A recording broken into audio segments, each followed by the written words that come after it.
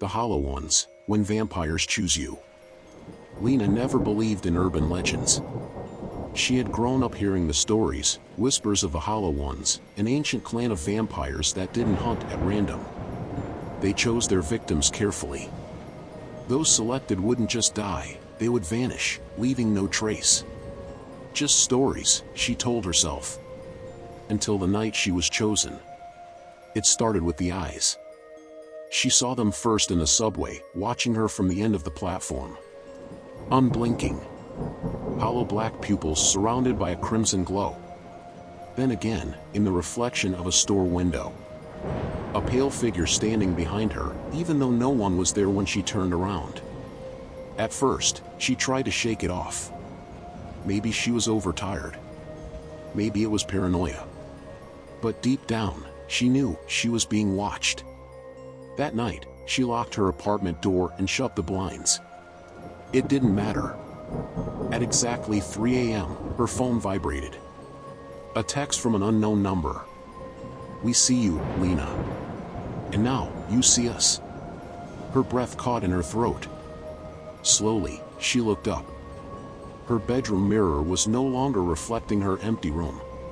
Instead, it showed her standing in the middle of a grand, candlelit hall. Marble floors. Velvet drapes. Tall, shadowed figures surrounding her, their glowing eyes fixed in her direction. A door stood open behind her reflection. Something was waiting on the other side. And then, a hand reached out from the mirror. Pale. Clawed. Pulling her reflection backward, into the darkness. Lena staggered away, her heart hammering. But in the mirror, her reflection was still there, staring at her. Smiling. The phone buzzed again. Time to come home. The lights flickered. A whisper drifted through the room, soft, cold, and inhuman. "They've already opened the door." Lena barely had time to scream before the darkness swallowed her whole. By morning, her apartment was untouched. The door still locked. Her bed still made. No one would ever find her. But deep within the halls of the Hollow Ones, she was awake. Trapped. And watching for the next one they would choose. If you liked it, please leave a like and or subscribe, thank you. The Crimson Covenant, a deal with the vampires. Ethan knew desperation. His mother lay dying in a hospital bed, the doctors offering nothing but sympathetic looks and outrageous medical bills. He had no options left, until he found the letter. It was slipped beneath his apartment door, sealed with a blood-red wax stamp. "Come to Blackthorn Manor at midnight. Your request will be heard. But be warned, every gift has a price." It sounded like a joke. Or a scam. But something deep inside whispered that this was real. That night, Ethan arrived at Blackthorn Manor, an estate that loomed like a forgotten relic of another era. The gates opened on their own. Candles flickered in the windows, though the air was deathly still. Inside, a long banquet table stretched across the grand hall. The guests, pale, elegant, unnervingly beautiful, lifted their glasses in silent acknowledgement.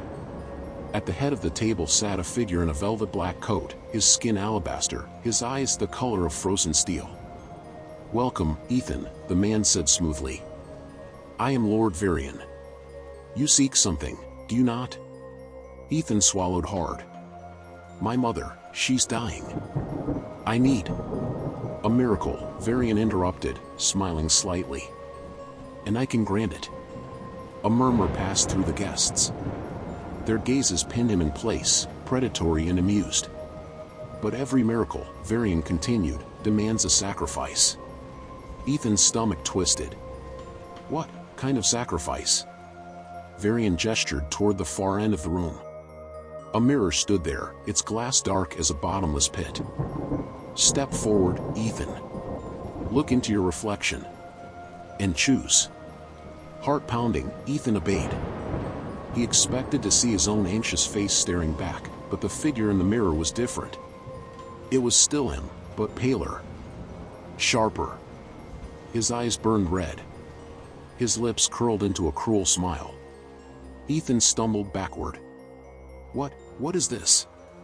Varian's voice was barely a whisper. Your future. The other vampires watched in silent hunger. The choice was clear. If he accepted Varian's offer, his mother would live. But Ethan would never be human again. He turned back to the mirror. His reflection raised a hand to the glass, and Ethan felt something cold grip his wrist, pulling him forward. The candlelight flickered.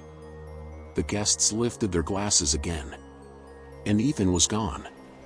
The next morning, his mother woke, perfectly healed. The hospital staff called it a miracle. But in the shadows of Blackthorn Manor, a new figure stood among the vampires, his eyes burning red, his lips curled into a cruel smile. Ethan had made his choice.